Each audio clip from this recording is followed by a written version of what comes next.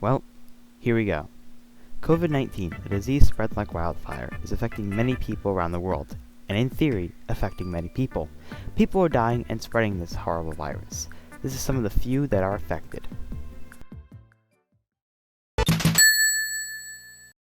Studies show that COVID-19 may also have more severe effects on different ethnic groups.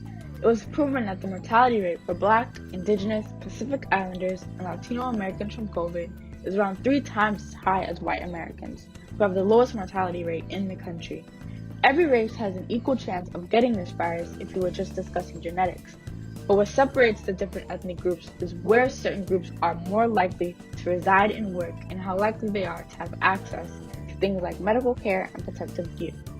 A specific minority group that has the highest mortality rate in the US from COVID is Black Americans.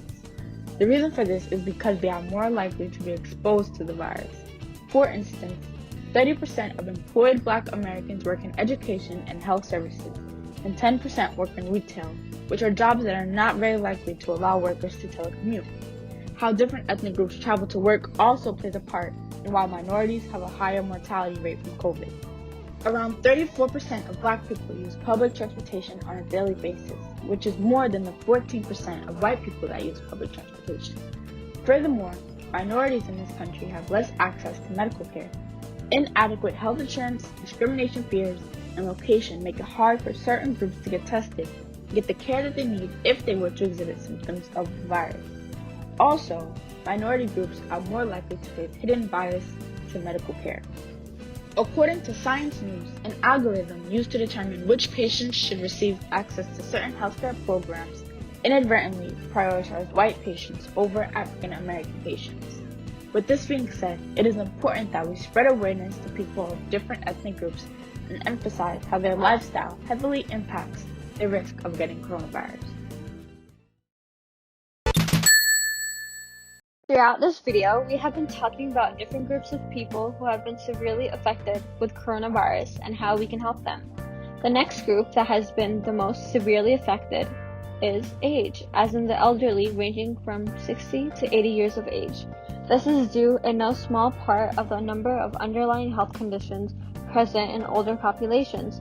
Conditions like diabetes, heart disease, and other chronic illnesses can lead to more intense symptoms and complications in the disease. Additionally, as people age, their immune system gradually loses its resiliency, meaning that they are more susceptible to infection of any kind, especially a new one like COVID-19. Although children, especially those without underlying conditions, seem to be less affected by COVID-19 than other groups, they are still likely to be carriers of the disease. The most effective way to help elders in the first place is to limit in-person visits so they don't end up being infected in the first place. Although some elders are, it may be difficult for older adults who cherish time spent with their loved ones. The second way we can help them is to introduce them to technology such as apps on devices to provide hearing or text messages or even FaceTiming when feeling alone. The third way we can help them is by keeping them involved and giving homebound older adults a project they can work on. Older adults should put off non-essential travel, particularly cruises or trips with itineraries that would expose them to crowds. Going further, the fourth way we can help them is to decide on a plan on how you'll manage routines and interruptions if someone does become sick. Talking things through ahead of time as a family can reduce stress and help everyone feel more involved and prepared. The fifth way is to make seniors informed and up to date about COVID-19.